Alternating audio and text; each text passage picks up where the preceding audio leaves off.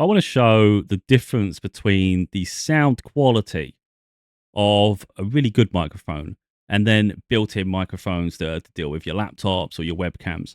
So this is the Shure MV7X. It runs through an audio interface, and I use SteelSeries Sonar. So if anyone's interested, software. And what it does noise cancelling and things like that. So effectively, I've got a fan on at the moment that blows up my face, makes me comfortable. It's a very small USB fan. It can be quite loud. I've also got an air purifier. And in the summer, I have the fan going like crazy because I get hot. And you never pick up on that. You'll only ever hear my voice, and that is because of that software. So the software is good at doing those sort of things. And this microphone is incredible. So the one most podcasters use, for instance, is the Shure oh, I can't remember, is it M27B or something? I can't remember now. But anyway, I haven't looked for ages. But effectively, it's the big daddy of this, and it has more of a boom to your voice. But this software helps add that to a point, and I think it's great. It cost me I think about £160. The other one's about £350. But the other one actually needs another piece of hardware called a cloud lifter. It helps improve the gain because it's a very power hungry device, so it won't use that booming and the ability to really pick up your voice strong enough without it. So effectively, it becomes a £500 microphone compared to this one that doesn't need that for 160, but still has the audio interface and all those things. So it's a bargain for what it can do, in my opinion. It's very professional. I can do my audio books with this, the podcast, of course, if I want to record one, and all the videos I do. Now, I'm going to show you this difference, and the reason I'm going to show you this is because sometimes my laptop likes to play silly shit with me, and I did a video a little while ago, and I was like, what is going on with this sound? It sounds shit. And I was like, this is doing me idiot. Now, I know what it normally sounds like when it's that microphone, but it wasn't appearing on my screen to say that it switched. So I'm thinking, what on earth is messing up with this sound? Because it should not sound like this. And effectively, that's what it done. It switched to the crap mic and ruined an entire video. And I'm not sharing that video because the sound's crap. But I'm going to show you what the sound crap. Hopefully, it'll show you here. I'll know here because I've got bars at the bottom, like a sound audio level. It goes green and usually in the yellow, a little bit red sometimes. This goes full red. And that microphone is literally the one attached to my laptop. And I'm not actually sitting directly in front of my laptop. It's to my right, and it's a little bit of a distance. But yet it shows how sensitive it is. And it's just not good. And I also have the option to do the microphone in my webcam, but I don't know if I disabled it. I'm going to try it. We'll see what happens. So because I'm using this mic feature, I'm just going to, just for transparency and all this stuff, let's go mic settings, just so you can see my settings. So I've got deep voice. Without it, it doesn't make much difference, I don't think. I don't really want to mess it up. So I'm just going to keep the settings. I don't want to start playing with it because then it gives me a headache if I have to sort of try and figure it all out again. And it's all defaulted because I've set it. It's my default, you know. So I've got deep voice mode. I've got equalizer on. So it's just doing this. It just gives it a bit more bloom. I don't like, not too much. I don't like that overly deep shit. Sound like a radio. Don't need that. I've got this AI now noise cancellation. So again, does the same thing. Removes all the hissing and shit, anything, any external. Noise gate closed the microphone when you're not talking, which is a good thing, I think, even though perhaps don't need it, but I think it's good. Compressor, I think, is like normalizing your vocals. Yeah, it's the same thing. It's like normalizing. So effectively, try and keep your vocal range, even if you've got excited, it doesn't go extreme variances, which I think is good. So that's good stuff, and that's all built into this software, which is entirely free. So ain't that nice? How the hell do I go back? That's the big one. How the hell do I go back? I don't want to close the whole app. Oh, mixer. Get my frustration right there. So I can see by my thing that it's the analog, right? So mine says Focusrite because effectively it's interacting with the user interface, which is a Focusrite 2i2 third generation. It doesn't know it's a Shure MV7 because the Shure MV7 isn't going from here to the laptop. It's literally going to the user audio interface. The audio interface goes to the laptop. So the laptop's interface is literally a Focusrite. So I could swap and change the microphone for another one to that device, and it'll always be Focusrite. Just to clarify that part. And if you sound, I'm very clear, aren't I? It's good. I love it. And I've invested in this. So I've had slightly weaker microphones in the past that crackle and all sorts of things. They were fine. They weren't actually terrible, but I wanted a better experience because if I'm going to talk a lot, I need a good microphone. So now we're going to change it to the webcam. No, not webcam. We're going to do the audio in the laptop. I'm going to talk to the same volume. I'm not trying to be any other way than I am now. And we're just going to keep talking. I'm talking into this microphone, but it's not picking it up here. It's picking it up over there. I may do a test, get closer, and you really hear it. That might be worth a punt. So now this is me with the microphone that's built into my laptop. It will crackle like shit. It sounds really poor. There's no optimization with it. It's not a very good microphone anyway. It definitely doesn't have the capture that this has. So if I get closer here, where my laptop is, so my laptop's over here. Wait a minute, what's this block? Oh, anyway, yeah, so I'm getting closer now, and I'm really close to the microphone. I think I'm close to the microphone. It's where the webcam is. To put it into perspective, actually, I could turn the webcam to the laptop on. You see how close I am to this thing. So there I am. I'm getting closer and closer because it's above here. It's here somewhere, I think, because that's where the webcam is. And I think the microphone should be similar. But I bet it's an absolute shit show. In all honesty, I'm expecting it to be an absolute pile of shit because it was terrible when I was here, and I think getting closer there is just as bad. But it is proper maxing out on my bar. I'm getting red bar on my software, not the one you're seeing here, although it's showing it there, the other one. Because I actually have a little bit of a boost in OBS, 4 decibel boost, because it's not very loud and I wanted to amplify. So the trouble is, because again, we're using SteelSeries Sonar, which is linked to my OBS, SteelSeries Sonar is acting with OBS a bit like my audio interface to my other microphone. So it doesn't matter what setting I change here, it's always going to be SteelSeries Sonar on OBS. So the 4 plus gain is probably not needed in the laptop, hence the very loudness, because amplifying the vocals that doesn't need, whereas this does. Hopefully that makes some sense. This is the crap one in the laptop. Well, at least they have one, I guess. Now we're going to do my microphone, my webcam.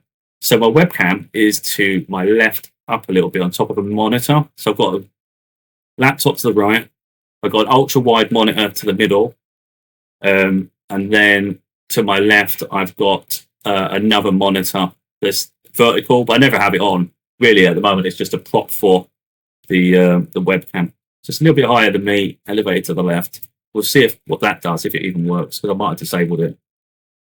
No, it works. I expected it to be lower because it's further away from me, and it's not. You wouldn't expect the webcam, an external webcam, to be loud anyway. So the bars look reasonable. What the sound's like, I got no idea. But I'm hopeful it's better than the other thing to the right. But yeah, this is me sitting naturally, obviously not talking into it because I'm close to this one, which is what I want to talk into. But that's my built-in, that's the webcam. It's literally, it's a good webcam. It's like a generic one, you know, like unbranded from Amazon. Cost me about, I think, £30, £20, 20, £25. I don't know. It was cheap as hell. So I've got a 1080p one, and then I bought this one. It's 4K. It's not 4K. They say 4K, and it gives you the setting. There's no way that's 4K. It's like when you go beyond 1080p, it doesn't make any difference. So, yeah. But for the quality, I'm happy for the cheapness of it. Like I say, it's got a built-in microphone. What it sounds like, I've got no idea. But let's go closer. I don't know what it's going to get like, but I'm expecting it to be mental. So this is me now closer to the microphone. Hello, everybody. Hello, everybody. This is me on the microphone. Hello, you can hear me now.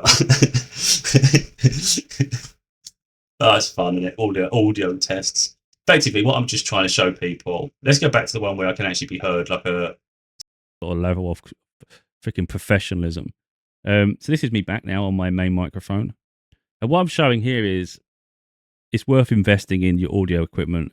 I've always felt for a long time that audio is more important than visual, because you can have lower visual quality and it still looks presentable, especially when people have content on their phones, for instance. You make something smaller, it starts to get sharper, so it's fine. The bigger the screen, of course, the blurrier the image. Most people watching on their phones, so it doesn't really matter.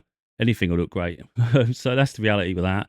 As long as it's a decent level, I think it's fine. 1080p, good. 720p is even fine. So you don't need 4K, as great as it looks. You could have 4K image and poor audio, and it just ruins the whole experience. You can have 1080p, 720p, which HD and just standard def, sort of and a really good microphone, and you'll stand out because it's clear and it's just good quality. And for instance, if you do a podcast, and it's not a video podcast, just a normal podcast, the microphone matters, doesn't it? You don't need a camera. So for me personally, I think it's just so important to invest in the right hardware because it elevates your work. So, for me, this was well worth the investment. Yeah, and if you've got a laptop, for instance, a bit like me, you can have a dual camera situation going on. So just to show it, if I can try and grab it on my software. So of course, you customize. If you like, I got fed up using my phone because it always used my data. The battery dying. It's like it's so annoying. My storage was just clogging up, and then I'm limited with my editing options if I chose to. I can't actually be asked to edit anything, to be honest. I very rarely do any of that. The only time I would do it if I want to merge two videos together, but even then, I can't be asked to wait for it to render. So I'm quite lazy like that. So where we go, laptop. So I can move it all over the place. My laptop one. And that's really useful because the laptop has a built-in webcam. So if anyone's got a laptop and you wanted to have, and you had like an external monitor or something, you just buy, or even if you didn't have an external monitor, you can prop it somewhere, and all of a sudden you've got multiple webcams. If you buy an external webcam, now you've got two cameras. And it could be good for different angles. It could be good for zooming in. So for instance, when I'm doing certain videos, I'll aim the lid of my laptop down, and then it will get my desk's surface, and then I can show what I'm doing on the desk. So I think that's useful for multiple webcams because the laptop obviously has one built in. And it's really good. I don't want to lose my sizing. Wait a minute, let me just see what the sizing is. It's not going to tell me, is it? Shit. I don't want to sort of lose my aspect ratios and stuff. But I can't be bothered. But to be honest, the quality on that I think is perfectly fine on the laptop. So it's pretty cool, I think. I've got to see what I'm doing now. I don't know. Yeah, I don't want to go too far on webcams and all that stuff. I just think it's really important just to show the audio quality to try and help people, really. But like I say, Shure MV7x is this. It is in my link tree. I've got like a shop side where I'm doing the links, but I don't really talk about that often. But if you get the name where you just can't figure it out, it's like just the links in there. I've even got links to audio interfaces as well. You can't get hold of my one. So effectively, when I bought mine, it's 3rd gen. And at that point, they just released the 4th gen. And I would only just been doing my research on them. I didn't have a clue, in all honesty. There was a couple of other brands I was looking at. But after I bought my one, they stopped selling the 3rd generation. And obviously the 4th generation is more expensive. So I think I paid about £120, £100 for my one. And I think, so what it is, when they call it 2i2, it means you've got two inputs. So I could have like a guitar, for instance, and my microphone. So if I was a musician, I could do that. You could also have just two microphones and it'll go through the one channel, so it'll come to my laptop and we have two mics connected. You can get a solo one. I think they call it a solo, Focusrite Solo, and it's only got the one slot, which is great if you only ever intend to have yourself and nothing else. That's great. But I always thought maybe if I end up doing a podcast and there's someone with me, I'd like to have two inputs. There's also one I think that's got 4 inputs, or is it 3? I can't remember. There's multiple inputs. But of course, the price goes up, price goes down, depending on how many you've got and things like that. But a little bit of research, of course, is needed. But effectively, to have a good setup, decent XLR, I think it's XLR microphone, and you get the XLR cable, they're only about £6. And the audio interface is about £100. So all in all, you're looking at about 100, 200 and let's just say about £260. And it ain't that bad. Especially if you're taking it serious. And you just hook it up to your laptop or your computer.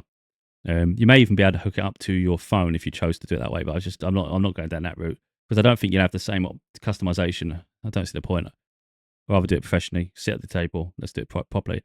But yeah, that's the options that are available. You can obviously get cheaper microphones. There's nothing wrong with that. I wouldn't say it's a bad thing because I started that.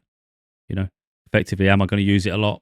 Let's see how I get on with it. If you see yourself doing a lot of content, then upgrade. And of course, like I say, you can customize. So for me, this is working out all right because I can do these transitions, I can sort of jump in between things. I can open apps. I can show things that I'm doing and you can have a window into everything. I'm trying to do it as fair as I can, not make it so big that I can't be seen, but don't make it so small you can't see anything. And of course, if people do full screens and things, you see it properly. It's a chance for me to because I was trying to find different ways to promote my books. So I can just they're just there, you know. It seems stupid to create content and never have my books on show. It doesn't make sense, does it? So I might as well. So it promotes my work, and I think I found a happy medium with this. Still forget that camera's on at the bottom there. But yeah, I think I found a happy medium. It'd obviously be better if I didn't have the box in the middle, but then it's like, how do you present content? And a lot of time I like to involve other things. And if not, I quite like the little logo anyway, so we'll keep it. But I'm thinking of doing, well, I don't know if I will though. I was thinking of doing like another scene without the box in the middle, so I can transition back and forth. But at the same time, I'm quite happy just to keep it how I've got it. Um, but that's the sort of things you can do when you're customizing, you know. But again, like I say, audio is so important because if we, you know, just to clarify, this is my Shure MV7X. This is the webcam. So the one up the top, it's the actual one through which you're seeing me. It's got built-in web microphone. My laptop, absolute nightmare. And I definitely noticed the difference with that. It's terrible. And again, that shows because they're all using the same software. Yeah. So everything's using the same software to vocalize. What I would say is I've got the gain on. So what we could do with the microphone, just to be fair with it. So for instance, I've got a 4 decibel gain on it, boost. I'm going to turn that off. And now let's see what happens. It's still loud. It's still loud. But if I turn it off here now, just to give clarity. So I've turned the gain off now. And let's see what my one's. It'll be lower now. So this is my voice. It'll be soft. It'll be quieter. That's why I have that gain on. Because I'm not worried about the other inputs because I don't use them. This is the microphone up top. And this in the laptop. So I'm going to put the gain back on because I don't like it. Let's put the 4 decibels back. Problem is if I go too high, so if you go too high, then I'll start getting distortion as well, even on this microphone. But it's just really important. Yeah, anyway, that's the setting up your microphone. Hopefully it's useful.